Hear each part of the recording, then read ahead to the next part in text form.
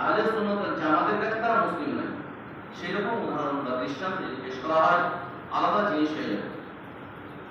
বাকি থাকলো যেসব ফতোয়ার কথা বলা হয়েছে যে আলেমদের কথা মানবে না, এই কথাগুলো ঠিক হচ্ছে না। কারণ যদি ফতোয়া হাদিস কোরআনের কিছু বিষয় স্পষ্ট আছে, আল্লাহ রাব্বুল আলামিন সূরা আল-ইমরানে বলেছেন কিছু বিষয় আছে স্পষ্ট, মনে করেন 75% বা 70% স্পষ্ট আছে। কিছু বিষয় আছে আল্লাহ রাব্বুল আলামিন তাদের বলতে ব্যাপারে বলেছেন ওয়া রাসিখুনা ফিল ইলম, যারা জ্ঞানের মাহির তারাই সেই বিষয়গুলো জানে। এখন আকীদার বিষয় যদি বলা হয়, ঈমানের বিষয় বলা হয়, তাওহীদের বিষয় বলা হয়, সূক্ষ্ম সূক্ষ্ম বিষয় আলেমরা ছাড়া কেউ ভালো করতে পারে না। বাংলা বই পড়ে কোনো ভালো হবে না, তরজমা পড়েও ভালো হবে না, তার ব্যাখ্যা সাহাবায়ে কেরামদের ব্যাখ্যা পড়তে হবে তবে ভালো হবে।